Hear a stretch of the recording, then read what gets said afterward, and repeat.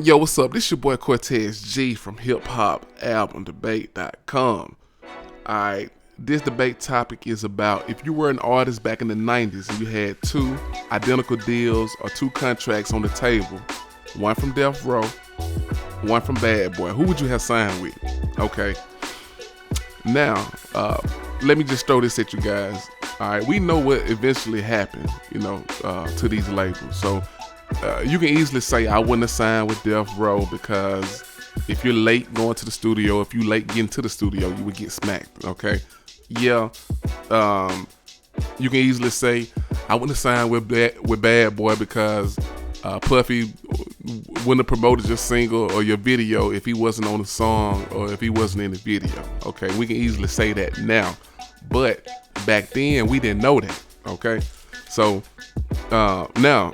Let me just say this now. Eazy-E actually made mention of the whole Death Row operations in Real Motherfucking G's when he rapped, "You have to follow your sergeant's directions or get that ass smacked with the Smith & Wesson." But apparently that went over everybody's head because nobody ever talked about it until later. But let's be real, let's be fair. This the mid-90s. If you had a deal on the table from Bad Boy, from Death Row, who would you have signed with? All right, for me, if I'm looking at a contract from Death Row, this is what I would have factored in. I would have factored in Dr. Dre, super dope producer.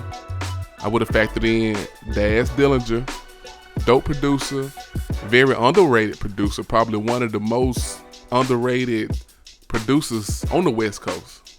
Okay, and then you had the other producer, DJ Quick. Now, DJ Quick wasn't signed to Death Row as an artist, but he had a management deal with Suge Knight, so that would have made him accessible. So I would have had three super dope producers to work with me on my album, okay? Now, of course, I got Tupac, Snoop Dogg, Dr. Dre, The Dogg Pound, Lady of Rage, all on my album. Okay. Aside from that, I could have had Nate Dogg, Jewel, Danny Boy singing hooks. Even Michelle. Okay. Now, looking at what Bad Boy had to offer.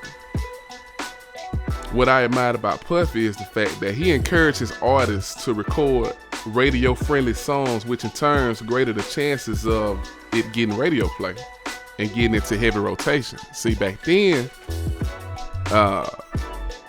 they used singles to sell the album.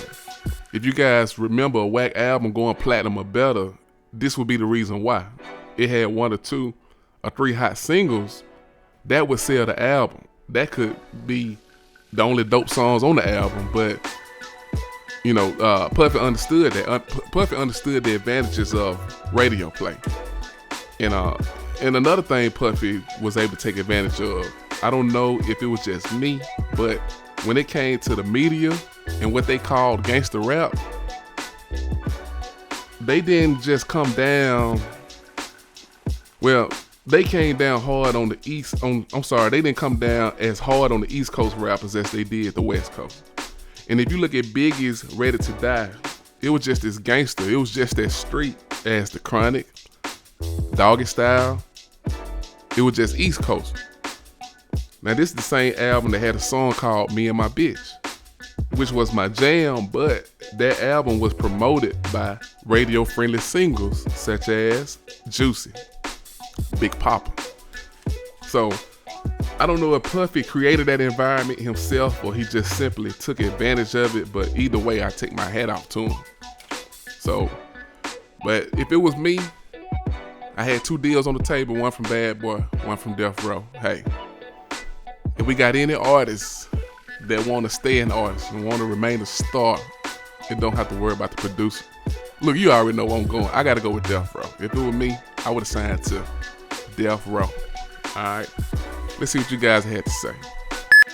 Okay, nobody didn't say anything through the speak pipe, so, and nobody commented on the website, so we're going to take it to Facebook and see what was said on the book.